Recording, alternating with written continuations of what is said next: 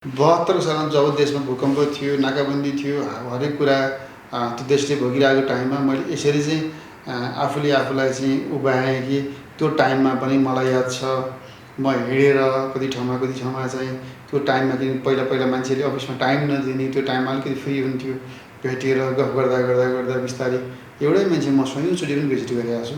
त्यो अनवरत मान्छेले एकचोटिबाट दुईचोटि भिजिटै गर्दैनन्, अनवरत रूपमा चाहिँ लागि पर्दाखेरि भएको कुरा न हो। मतलब आजको जुन एचिभमेन्ट छ, जुन ठाउँमा छु, जे छु, यो इन्डस्ट्रीमा सबैलाई थाहा छ म कुन ठाउँमा छु, के छु, कसो छु। मैले त्यो सङ्घर्षको पाटोलाई छेकिने हो भनेदेखि त यो सफलता त तपाईँको चाहिँ अपरिहार्य नै यो चाहिँ यो त देखिएन नि त। त्यो दुइटै कुराको चाहिँ सङ्घर्ष पनि कन्टिन्यू हुनु पऱ्यो। कन्टिन्यू हुँदै गइसकेपछि बल्ल हुने यो कुराहरू, पाइने कुराहरू।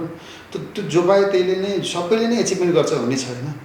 त एचिभमेन्टको लागि त के छ भने हामीले धेरै जस्तै हामीले भाग्यरेखा हेर्नु पऱ्यो भनौँ, अथवा चाहिँ कुनै कुरा हेर्नु, एउटा मात्रै कुराले काम गर्दैन, त्यसको धेरैवटा कुराको म्याटर रहन्छ। त्यो सफल हुनको लागि धेरैवटा पार्टले चाहिँ तपाईँलाई चाहिँ सपोर्ट गर्छ। त्यो पार्टमध्ये तपाईँले कुन कुन पार्टलाई चाहिँ हेर्नु भएको छ, कसरी चाहिँ निहाल्नु भएको छ, तपाईँले सङ्घर्ष कुन लेभल गर्नुहुन्छ, कसरी गर्नुहुन्छ, त्यो कुरा चाहिँ रहन्छ।